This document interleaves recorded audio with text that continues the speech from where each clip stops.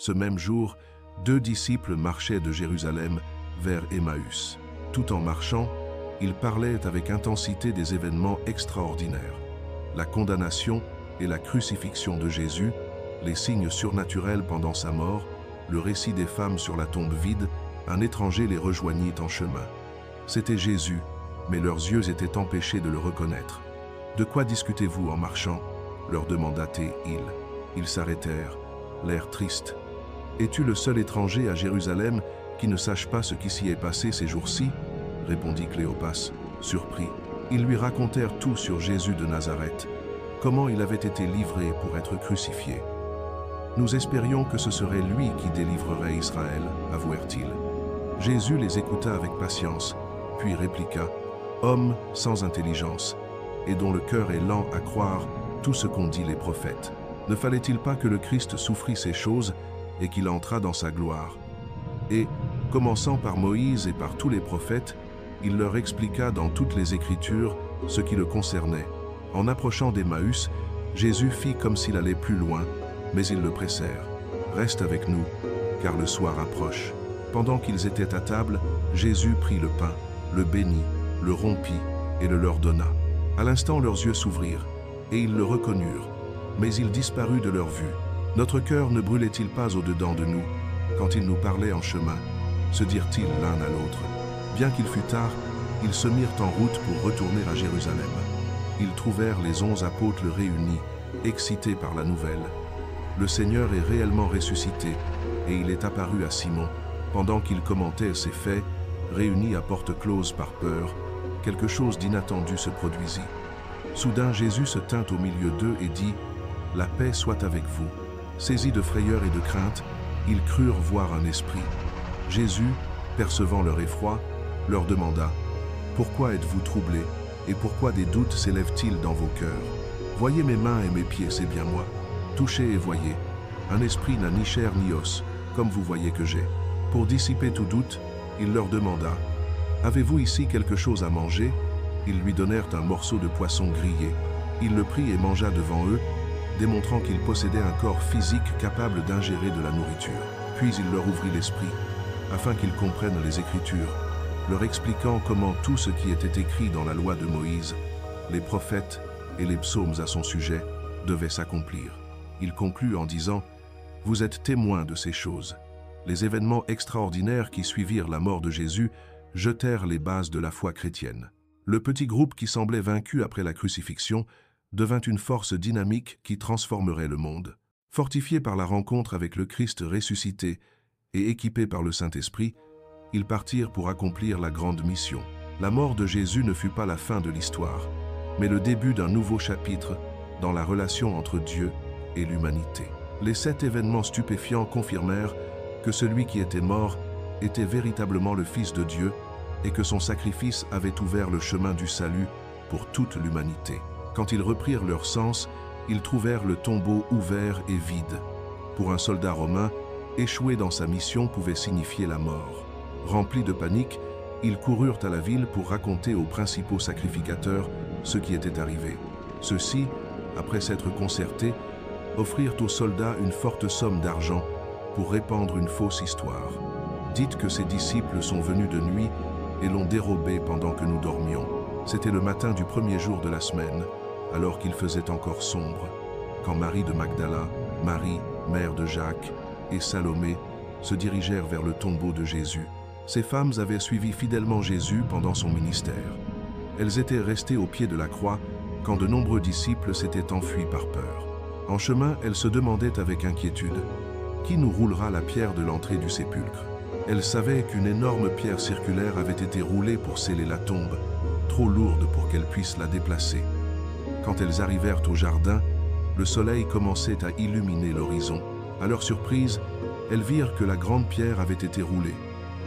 Marie de Magdala, pensant que le corps avait été volé, courut immédiatement avertir Pierre et Jean. Les autres femmes s'approchèrent du sépulcre. En entrant, elles furent témoins de quelque chose qui les remplit de terreur et d'étonnement. En même temps, un jeune homme vêtu de blanc était assis à droite. « Ne soyez pas effrayés, dit-il. Vous cherchez Jésus de Nazareth, qui a été crucifié. Il est ressuscité. Il n'est pas ici. voyez l'endroit où on l'avait déposé. Les femmes sortirent précipitamment, tremblantes de peur. L'évangéliste Marc rapporte qu'au début, elles ne dirent rien à personne, car elles avaient peur. Quand enfin elles le racontèrent aux 11 apôtres, leurs paroles leur parurent une folie, et ils ne les crurent pas. Ce détail est significatif. Si les évangélistes avaient inventé une histoire pour promouvoir la foi en la résurrection, ils n'auraient difficilement pas choisi des femmes comme premiers témoins. Dans la culture juive de l'époque, le témoignage féminin n'était pas admis devant les tribunaux. Marie de Magdala était arrivée, agitée et émue, à la maison où se trouvaient Pierre et Jean. « On a enlevé du tombeau le Seigneur, et nous ne savons pas où on l'a mis », s'exclama-t-elle. Les deux disciples se regardèrent, assimilant la nouvelle inquiétante. Sans plus de paroles, ils coururent tous deux vers le jardin. Jean, plus jeune, courut plus vite et arriva le premier au sépulcre. De là, il vit les bandelettes de lin soigneusement pliées, mais le corps n'était pas là. Pierre entra immédiatement dans la tombe et vit les bandelettes placées de manière ordonnée.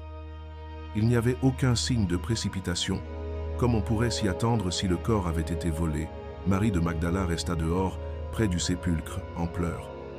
Dans sa peine, elle se pencha pour regarder à l'intérieur et eut une vision étonnante. 2 anges vêtus de blanc, assis à l'endroit où avait été le corps de Jésus. « Femme, pourquoi pleures-tu » lui demandèrent-ils. « Parce qu'on a enlevé mon Seigneur, et je ne sais pas où on l'a mis, » répondit-elle. En se retournant, elle vit Jésus debout, mais ne le reconnut pas. Le prenant pour le jardinier, elle entendit la même question. « Femme, pourquoi pleures-tu? Qui cherches-tu » Sans le reconnaître encore, Marie lui supplia. « Seigneur, si c'est toi qui l'as emporté, dis-moi où tu l'as mis, et je le prendrai. » Alors Jésus prononça seulement son nom, Marie. À ce seul mot, dit avec la voix familière, ses yeux s'ouvrirent. « Rabouni » s'écria-t-elle, ce qui signifie « maître ».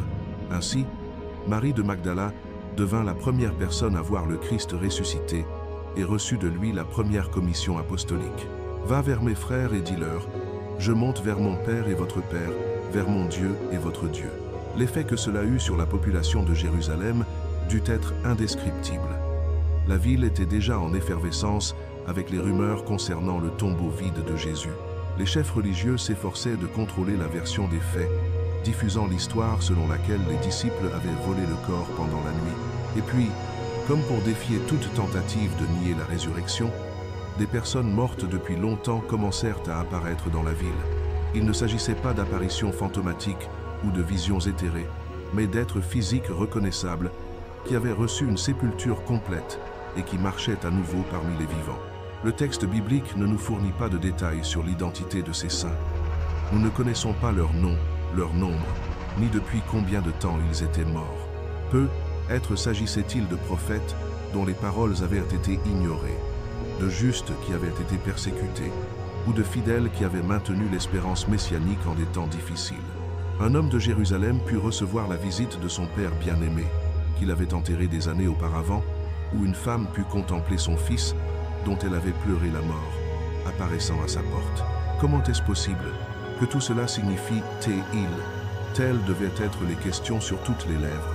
Ces saints ressuscités étaient un témoignage vivant du pouvoir du Christ sur la mort. Ils n'apparurent pas au hasard, mais entrèrent dans la ville et se montrèrent à beaucoup. Leur résurrection avait un but testimonial. Ils étaient des preuves vivantes qu'il s'était produit quelque chose de sans précédent. La barrière entre la vie et la mort avait été définitivement brisée. Alors que les événements surnaturels se déroulaient, retournons notre regard vers le jardin où se trouvait le corps de Jésus.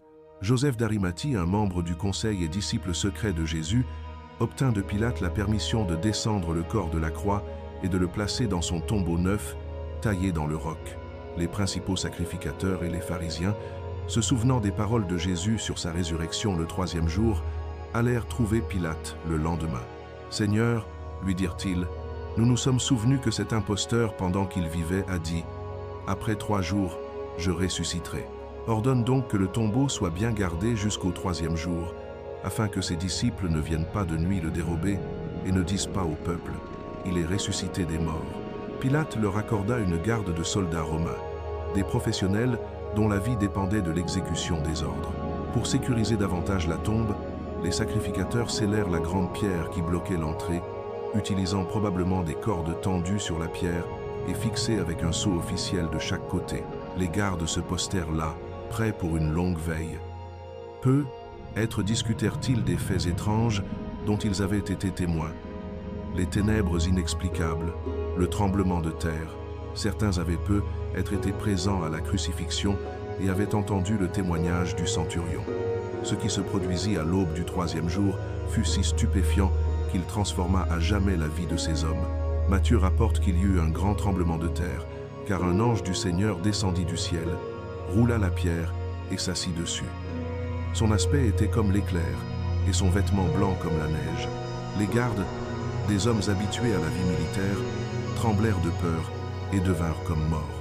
Les habitants de Jérusalem durent observer avec stupéfaction des tombeaux, certains scellés depuis des années, s'ouvrir soudainement. Certains s'approchèrent probablement avec prudence, s'attendant à ne trouver que des restes exposés. Mais ce qui allait se produire dépassa toute attente. Les corps des saints, des personnes qui avaient vécu fidèlement et étaient mortes dans l'espérance de la promesse de Dieu, ressuscitaient. Il ne s'agissait pas de fantômes ou d'apparitions spirituelles, mais de corps réels restaurés à la vie.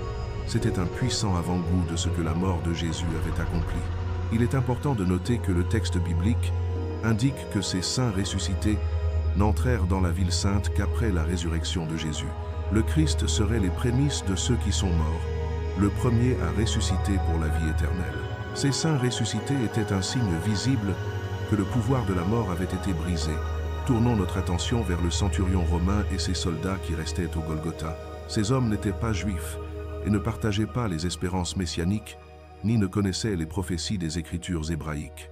C'étaient des soldats professionnels au service de Rome, habitués à la violence et à la mort. Le centurion était un officier expérimenté qui commandait une centurie de soldats. Pour atteindre un tel rang, il avait sûrement été témoin d'innombrables batailles et exécutions. Pour ces hommes, crucifier des criminels était une routine. Ils connaissaient la science de la torture et de la mort lente. Pourtant, il y avait eu quelque chose de différent dans cette crucifixion. La manière dont Jésus s'était comporté sur la croix ne correspondait pas au schéma habituel. Il n'y eut ni malédiction contre les bourreaux, ni supplication désespérée, ni la résistance typique jusqu'au dernier souffle. Au contraire, Jésus pardonna à ses exécuteurs, consola le malfaiteur mourant à ses côtés et se soucia de sa mère.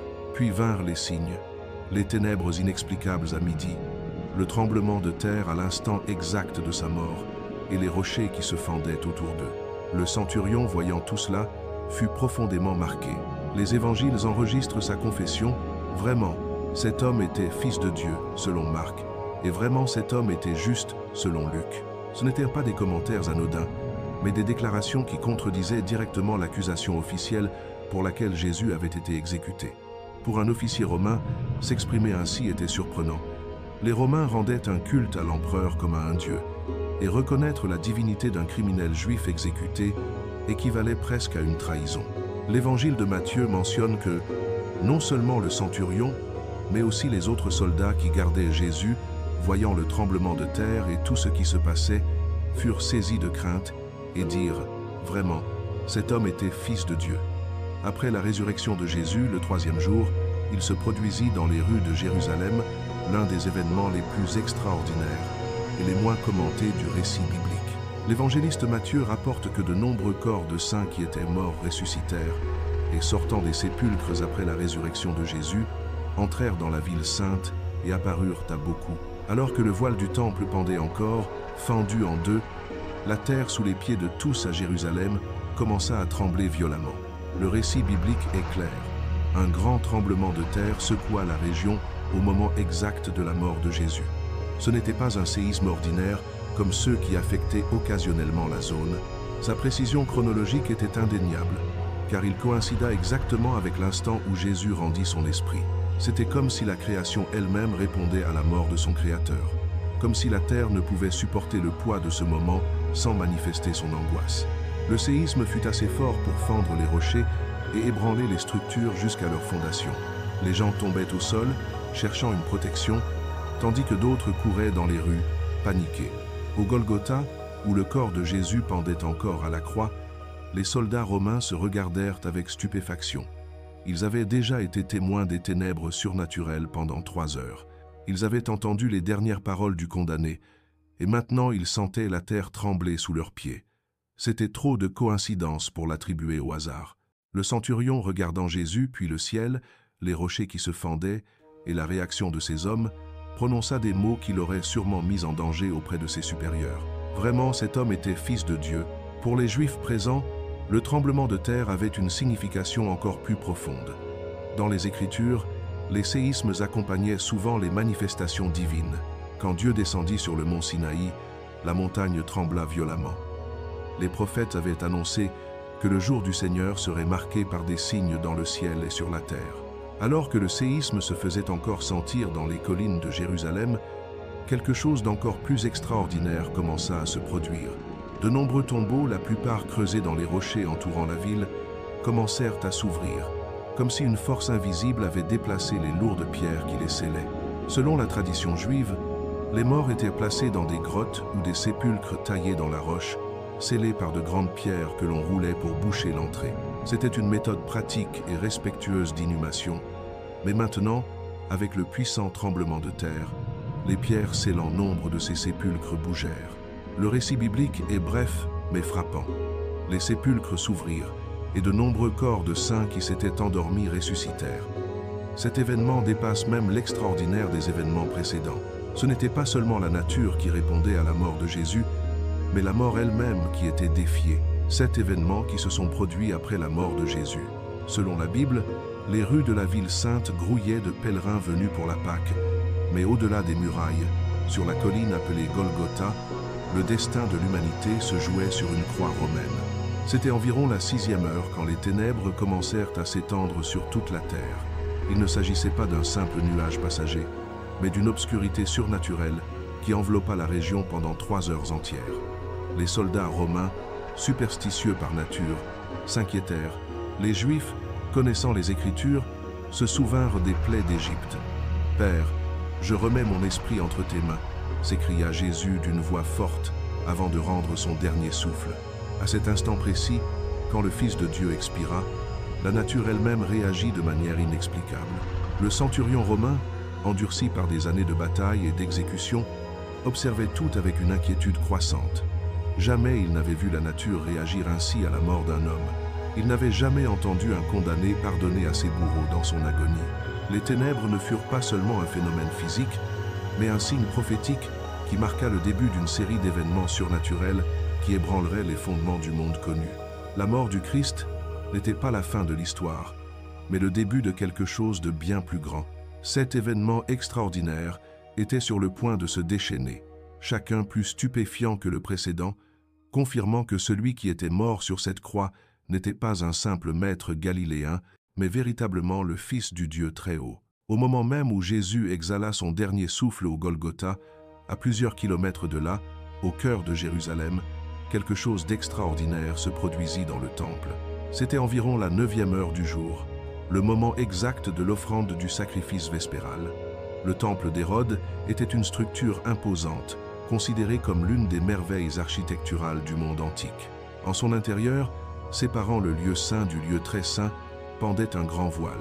Ce n'était pas une simple tenture. C'était un tissu majestueux, d'une épaisseur approximative à la largeur d'une main, si lourd qu'il fallait de nombreux hommes pour le déplacer. Ce voile représentait la séparation entre Dieu et l'humanité. Seul le grand prêtre pouvait le traverser, et seulement une fois par an, le jour de l'expiation. C'était un rappel constant de la distance entre le divin et l'humain, entre le sacré et le profane. À ce moment précis, quand le Christ proclama « Tout est accompli », le voile du temple se déchira en deux, de haut en bas.